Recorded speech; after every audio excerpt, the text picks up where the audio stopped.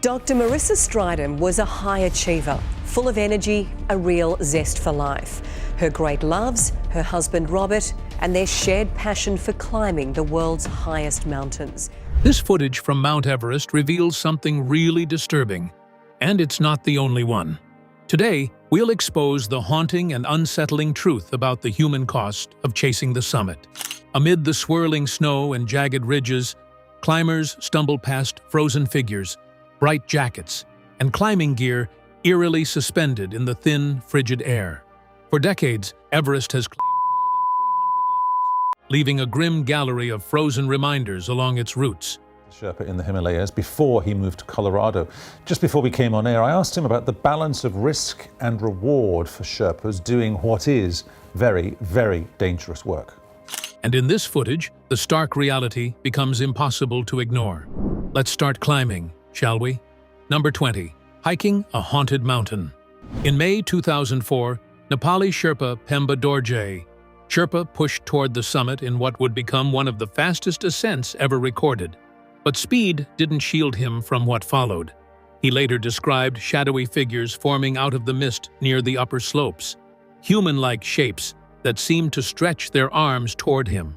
At that altitude, where temperatures can plunge below -40 degrees Celsius, Dorje was convinced these weren't tricks of the eye, but the restless presence of climbers who never made it back. He isn't alone. Over the decades, mountaineers from different countries, expeditions, and eras, many of whom were unaware of each other's stories, have reported the same unnerving details. Boots crunching in the snow behind them when no one is there. Voices carried on winds that should be silent. Sudden sensations of being touched through layers of insulated gear. Some even describe faint, flickering lights moving across ridgelines long after nightfall. Skeptics point to hypoxia, the brain's response to extreme oxygen deprivation, known to cause vivid hallucinations and auditory distortions. Add in exhaustion, dehydration, and isolation, and the mind becomes unreliable. Yet what unsettles researchers is the consistency. Similar accounts, separated by years and thousands of miles, describe nearly identical experiences.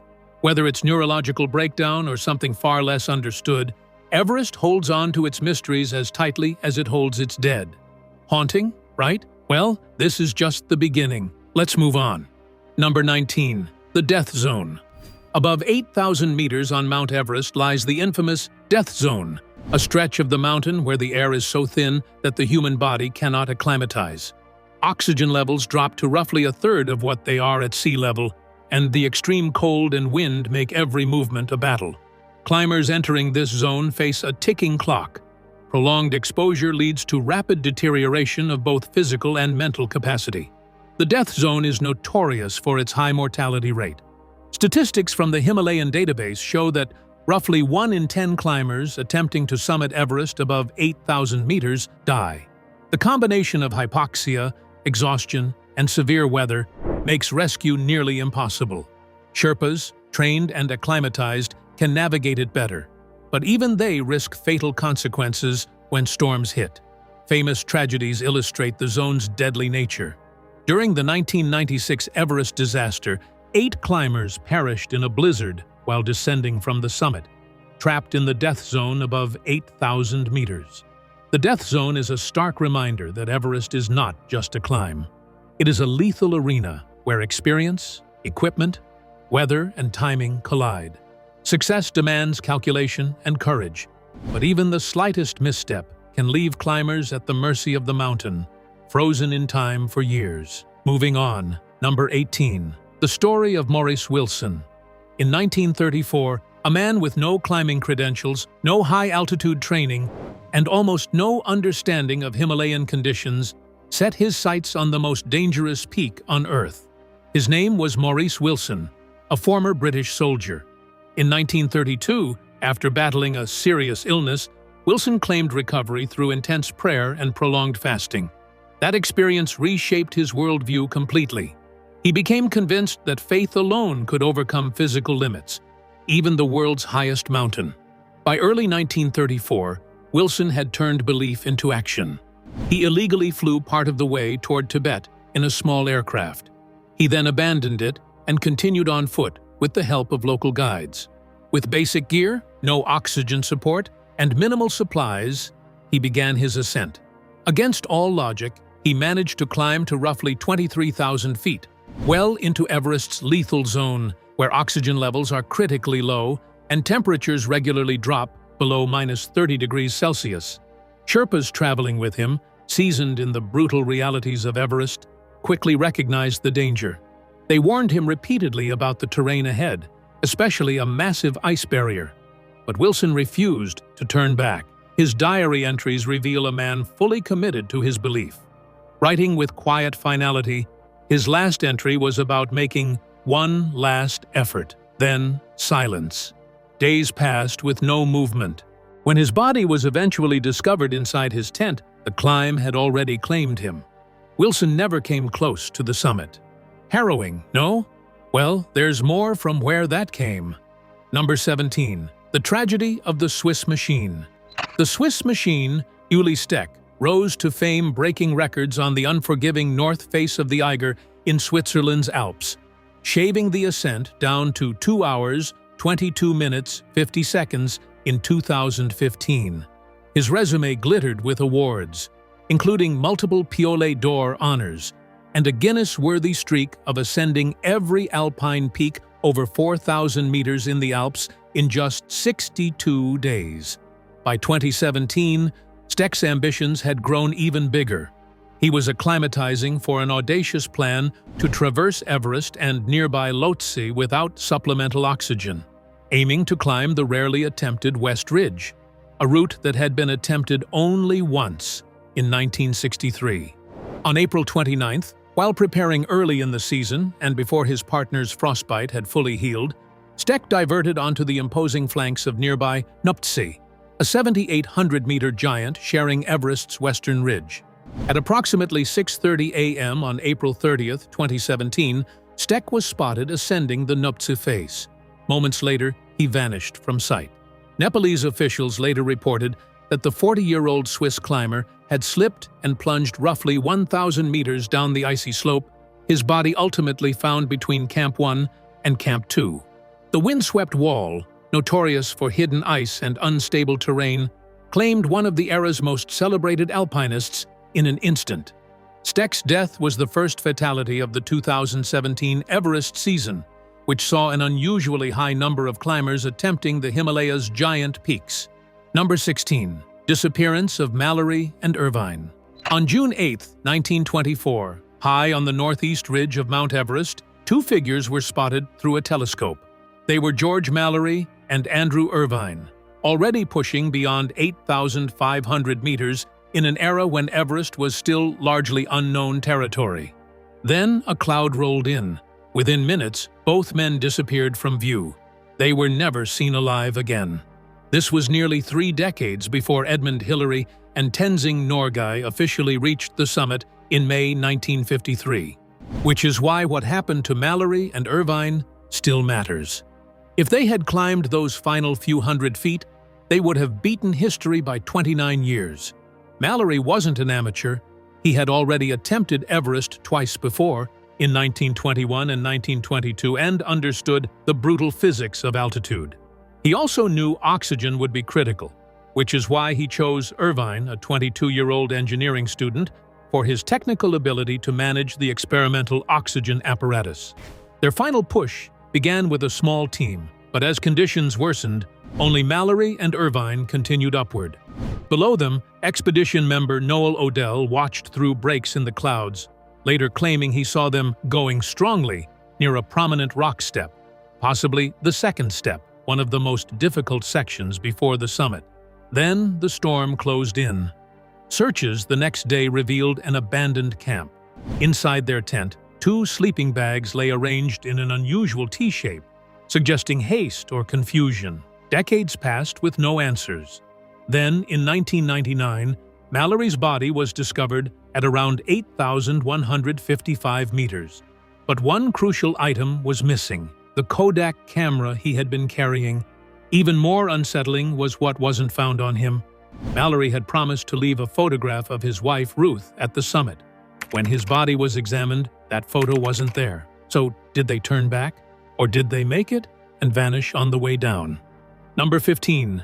Tragic loss of an Australian hiker. In May 2022, Dr. Maria Stridum, a 33-year-old physician from Perth, Australia, embarked on what would become a final, fateful push on Mount Everest.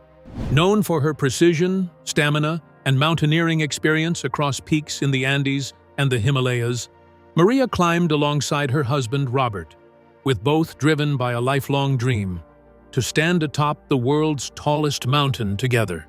They had prepared meticulously, carrying supplemental oxygen, high-altitude medication, and insulated suits. However, as they crossed the death zone above 8,000 meters, the air thinned to near-lethal levels. Maria began to show signs of severe altitude sickness, her movements sluggish, her breathing labored. High-altitude pulmonary edema, a condition where fluid floods the lungs, quickly compounded her exhaustion.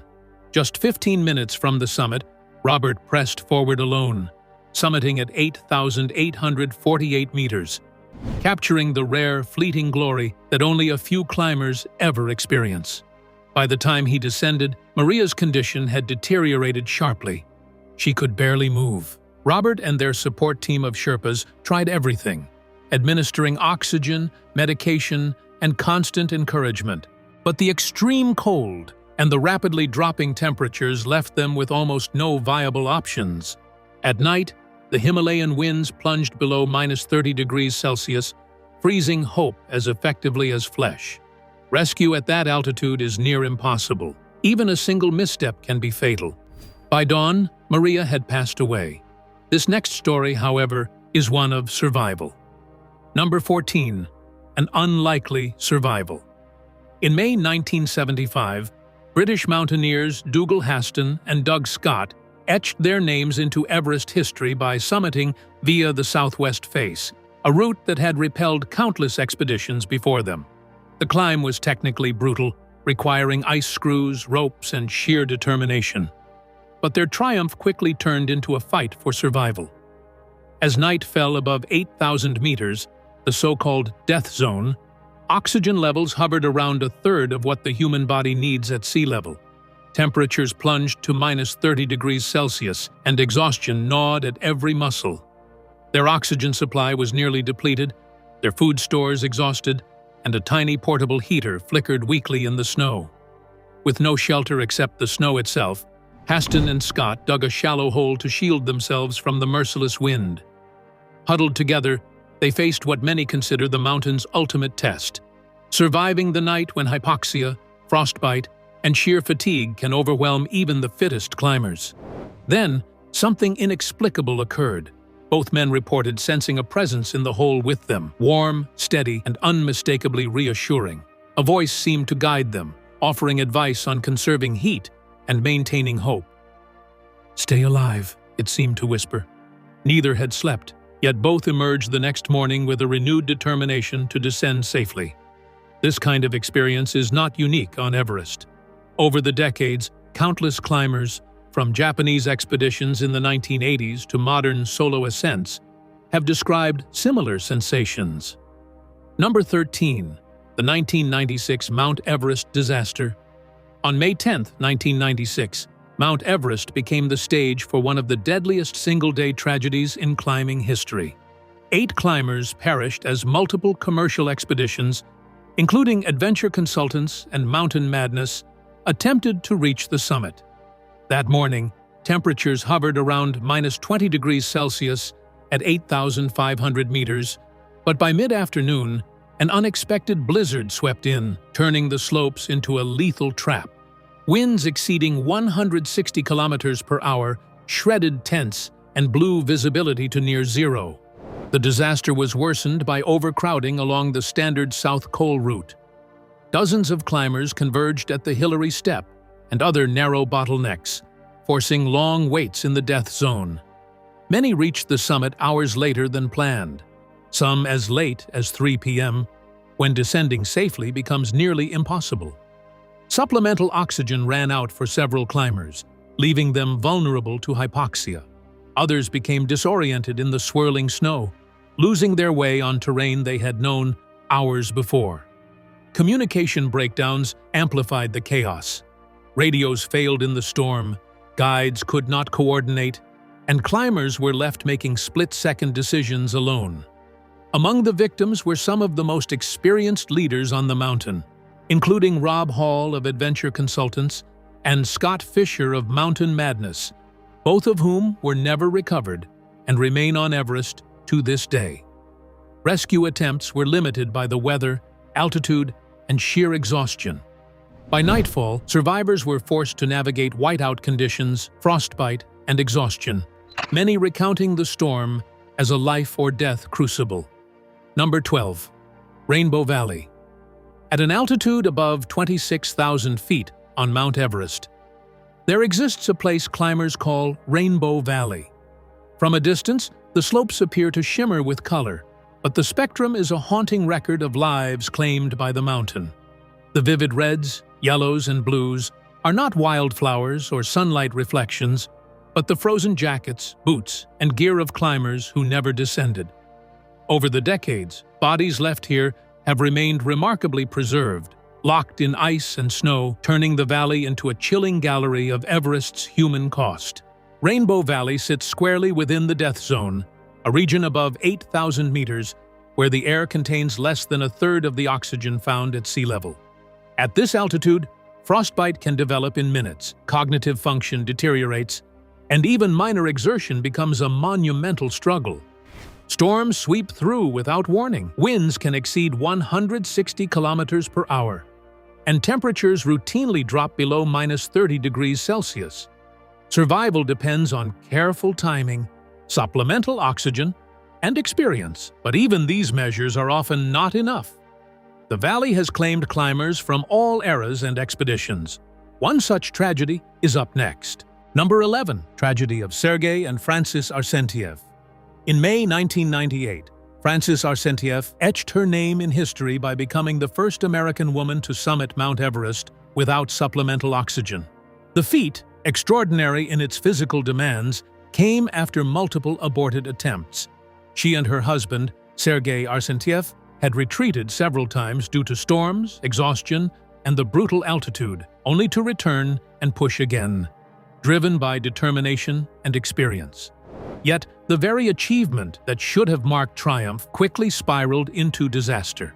The couple's descent from 8,848 meters exposed them to Everest's most unforgiving realities. Without bottled oxygen, every step became a battle against hypoxia, frostbite, and high-altitude cerebral edema.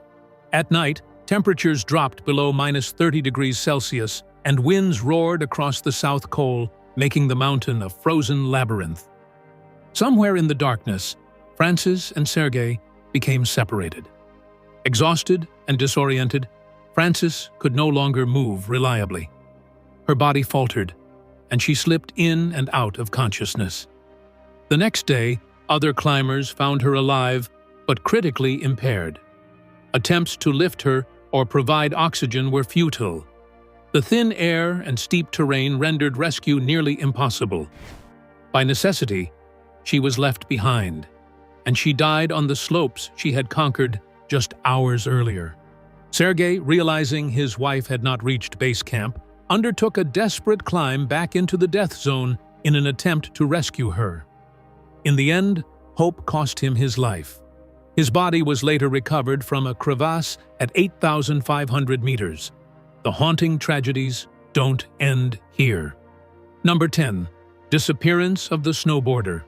In October 2001, Marco Siffredi made mountaineering history, becoming the first person to descend Mount Everest on a snowboard from summit to base. Tackling the notorious Norton Couloir, a steep and icy chute notorious for avalanches and serac falls, Siffredi carved a 2-hour path through one of the most dangerous slopes on Earth. Yet Siffredi was never satisfied with precedent. By 2002, he had his eyes set on the Hornbein Couloir, a route even steeper and more unpredictable than Norton. The Couloir, first climbed in 1963 by Americans Tom Hornbein and Willy Unsoeld, is rarely attempted due to its vertical drop exceeding 1,000 meters and the constant threat of hidden ice crevasses. Siffredi meticulously prepared his gear and planned the descent, aware that survival would demand perfect timing, precision, and a bit of luck. On the day of the attempt, veteran Sherpas observed ominous signs: clouds gathering, winds intensifying, and Siffredi himself showing signs of fatigue. He insisted on proceeding, confident in his skill and experience. That was the last time anyone saw him alive. Weeks of searches yielded no traces of Siffredi or his snowboard. Helicopters scoured the upper slopes, and teams combed the base camp region. But the mountain had swallowed its most daring rider. To this day, his disappearance remains one of Everest's most haunting unsolved stories. Moving on, number 9, the tragedy of Scott Fischer. On May 11, 1996, Scott Fischer, the celebrated leader of the Mountain Madness expedition, became one of the central figures in what would become one of Everest's deadliest seasons. That spring, the mountain was unusually unforgiving. A mix of overcrowding on the standard South Col route, delayed summit pushes, and unpredictable Himalayan weather created a perfect storm. 8 climbers ultimately died that day. Fischer had already spent days aiding clients who struggled with the extreme conditions, providing guidance, encouragement, and emergency support for climbers suffering from frostbite and hypoxia. Despite his own fatigue, he pressed on toward the summit, reaching the peak in the late afternoon, well past the recommended turnaround time of 2 p.m. As he began the descent, a sudden blizzard descended on the mountain. Hurricane-force winds reduced visibility to near zero, while temperatures plunged. Fischer grew increasingly disoriented, his movements sluggish, his judgment impaired. Lobsang Jangbu Sherpa, his longtime Sherpa, stayed alongside him, attempting to assist, coax him forward, and maintain contact. But Fischer, fully aware of his own limits and desperate not to endanger his guide, eventually insisted that Lobsang descend alone. Fischer never made it to safety. His body was later located near the south summit, frozen but preserved in the ice. His death, along with the other casualties of that day, remains a haunting reminder of Everest's lethal mix of altitude, weather, and human determination. Number 8. That's disgusting. Every spring and fall, thousands of climbers attempt to conquer Mount Everest, bringing ambition, determination, and equipment to the highest point on Earth. Yet they also leave behind an often overlooked footprint: human waste. Estimates suggest that each climbing season deposits roughly 12,000 pounds of waste onto the mountain's slopes. Above 5,500 meters, where temperatures rarely rise above freezing, waste freezes, accumulating in toilets, pits, and makeshift dumps, forming a frozen layer of environmental hazard. This layer stretches across the Khumbu and South Col routes. The consequences extend far beyond the unsightly. Meltwater from glacial streams carries pathogens downstream, contaminating water supplies that local Sherpas and villagers depend on for drinking, cooking, and irrigation. Reports from the Solukhumbu region note outbreaks of gastrointestinal illness among porters and residents during peak climbing months. At base camps, even high-altitude trekkers are exposed, as latrines overflow or are abandoned entirely when camps relocate for safety. The lack of proper sewage infrastructure leaves the mountain ecosystem under relentless strain. The situation has escalated alongside Everest's commercialization. Number 7. A NASA astronaut claimed by the Everest. In October 1993, Carl Gordon Hennies, a 66-year-old NASA astronaut and physicist, embarked on an extraordinary expedition to Mount Everest. Hennies, who had flown on Space Shuttle Challenger in 1985 as a mission specialist on STS-51F, was taking a leave from his duties at NASA's Goddard Space Flight Center to join High Adventure B5, a British-led scientific team. Their mission was not only to climb, but to study the physiological effects of cosmic radiation at extreme altitudes, gathering data that could inform both space travel and high-altitude medicine. After weeks of acclimatization in Kathmandu and at base camp on the Tibetan side of Everest, Hennies and 3 fellow scientists set out for advanced base camp on October 4, 1993. The team traversed the Khumbu icefall and the western Khum. They carefully monitored oxygen intake and vital signs. Initially, Henise adapted well to the altitude, but by late morning, he began showing signs of respiratory distress, shortness of breath, fatigue, and persistent coughing. Despite immediate interventions, including supplemental oxygen and frequent rest breaks, Henise's condition worsened. The team quickly recognized the onset of high-altitude pulmonary edema, or HAPE, a dangerous buildup of fluid in the lungs that can be fatal within hours at extreme elevation. At over 6,500 meters, evacuation was slow and grueling. The decision to turn back was swift but heart-wrenching. On October 5th, after an arduous descent, Henise succumbed to the effects of HAPE. His body was later recovered by team members and returned to base camp. Number 6. This will scare you straight. Mount Everest has claimed over 200 climbers' lives, and for many, death does not mean disappearance. The mountain's extreme cold preserves bodies in near-perfect condition, leaving them scattered across the slopes as silent witnesses to the deadly climb. Some remain hidden in crevasses, but others lie in plain sight, striking and unmistakable. A chilling reminder of Everest's unrelenting danger. Among the most infamous of these frozen figures is Tsewang Saman Paljor, better known to climbers as Green Boots. In May 1996, during the notorious Everest disaster, Paljor became trapped in a violent storm along the northeast ridge. Wearing distinctive green mountaineering boots, he succumbed to exposure and high-altitude exhaustion. Since then, his body has remained at roughly 8,500 meters, marking a section of the standard route to the summit. Occasionally, snow buries him for days, but the icy winds quickly reveal his presence again. For climbers ascending the northeast approach, Green Boots is an unavoidable landmark. Guides caution teams to navigate carefully around him, yet many report the surreal, almost ghostly experience of passing so close to someone who fell just feet from their goal decades earlier. The site highlights the brutal calculus of high-altitude mountaineering, where time, weather, and oxygen supply can turn triumph into tragedy within hours. Number 5. The Tragedy of David Sharp. On May 15, 2006, David Sharp, a 34-year-old experienced mountaineer, attempted a solo ascent of Mount Everest. Sharp chose to climb without the assistance of a Sherpa, carrying only minimal supplemental oxygen, a risky decision for the treacherous conditions above 8,000 meters, the infamous death zone. During his descent, Sharp sought refuge in a small rock alcove later nicknamed Green Boots Cave. By that point, he was suffering from severe frostbite, hypoxia, and exhaustion.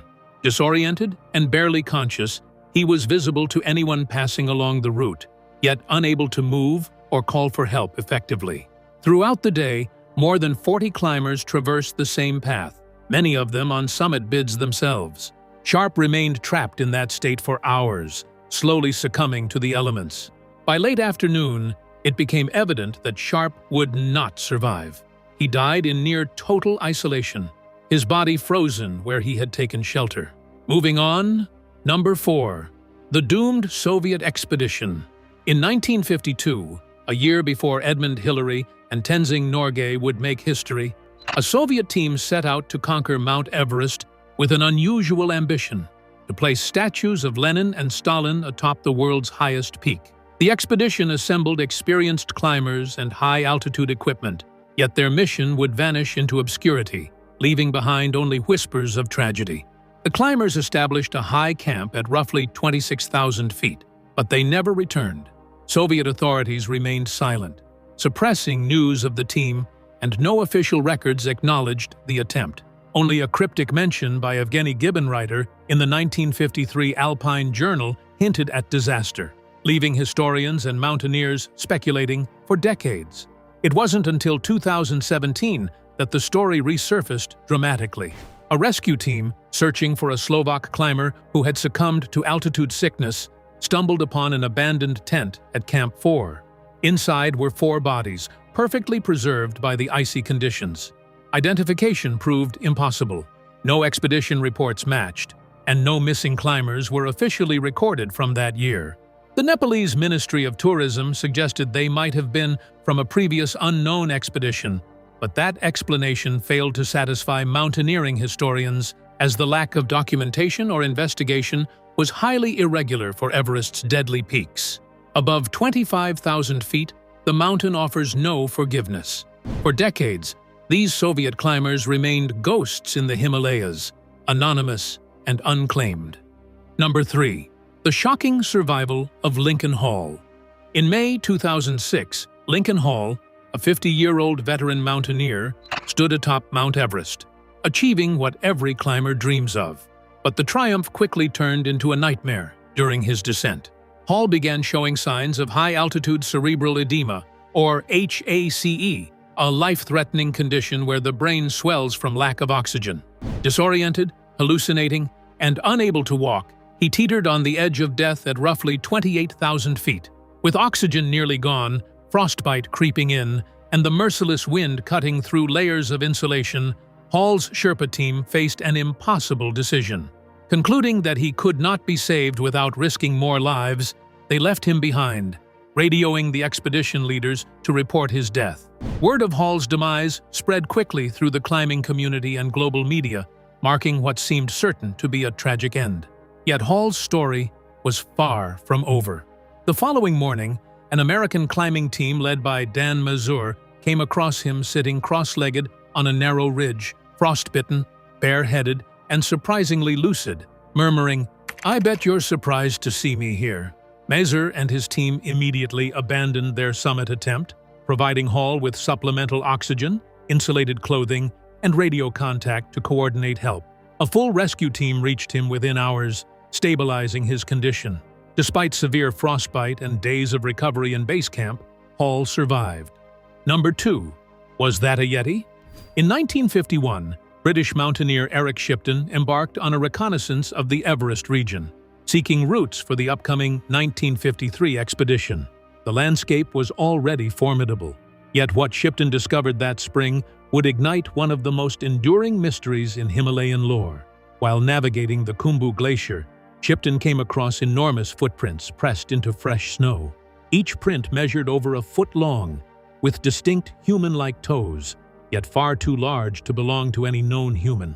The cold, thin air at 19,000 feet made it impossible for someone to have traversed the glacier barefoot. Nearby, Shipton also found tufts of coarse, reddish-brown hair caught on rock outcroppings. Shipton photographed the prints and collected some fur, sending both back to England. His findings sent ripples through mountaineering circles and the media, reviving tales of the Yeti, or abominable snowman, a creature rooted in Sherpa folklore. Locals told stories of a massive, elusive being wandering the high mountains, often blamed for vanishing livestock or strange sounds echoing across glaciers.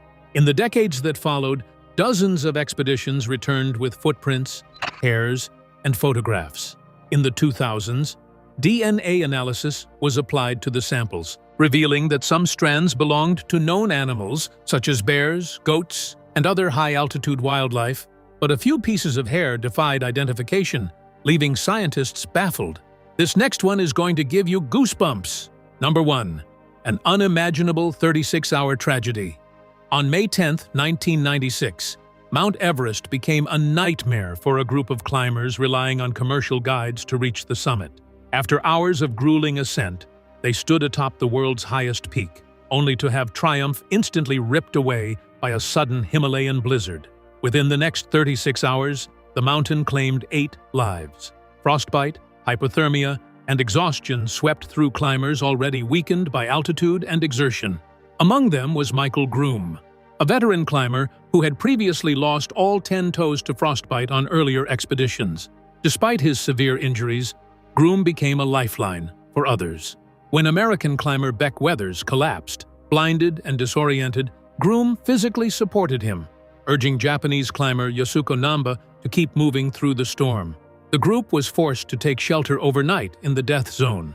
Groom eventually reached Camp 4 and begged for a rescue, but rescuers judged the operation too dangerous. Namba succumbed to the storm, while Weathers, presumed dead, stunned rescuers by staggering back to camp hours later, severely frostbitten but alive. Well, that's it for now. Thanks for watching. Did you like this video?